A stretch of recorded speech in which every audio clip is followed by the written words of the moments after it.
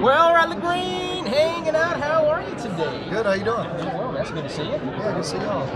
I have to ask you, did anybody, you're one of the few people that I've seen that are working all the way through the winter. Most people take a couple of months off. I was looking at your tour. Yeah, you know, it's one of those things where while people want to listen to my music, I need to go play it, you know? It's not promised for forever, but I've always played a lot of shows. I mean, if I can get a few days to sneak off and get in the woods every once in a while, I'm fine. I don't need to worry. They have you in all the cold states in the winter, though. It's like Canada, New York, Maine, Right. New Hampshire. Minnesota. Yeah.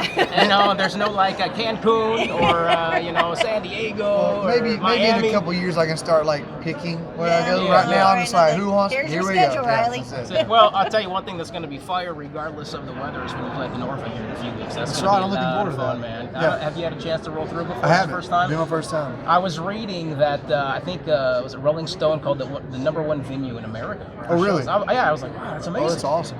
But it's it's a lot of fun, man. It really is. Let's talk about your latest single if we can. Yeah. And I think it's interesting. I wanted to ask you this. Do you think people, the grandpa thing, my granddad was a big deal for me when I was growing up.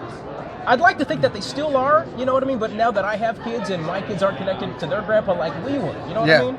I think it's something that, to be honest with you, is a little bit sad that a lot of people are traveling around a lot more. I was really fortunate, and I didn't realize it at the time, but I had my whole family within a mile of where I live. My grandmother, Lola Jean, lives at the bottom of the hill where my house is now in Alabama, and my grandma Nancy lives just down the road. So I was really fortunate. But I will tell you this about that song. A guy came up to me the other day. It was an older gentleman, and he said he'd never met his grandparents, didn't know his granddads, but he was a grandfather. So that song meant something to him because he had a grandson now. So I think people are finding a way to relate to the song in different lines too. People come tell me about their dog and it's special to them or whatever it is. So it's definitely a change in time, but I was fortunate to have grown up with a really, really close relationship with my granddaddies, and that was kind of where that came from for me. Yeah, I'll tell you. It was weird. Like my granddad, he passed away in the early but it's like he taught me everything that I needed to know for the rest of my life.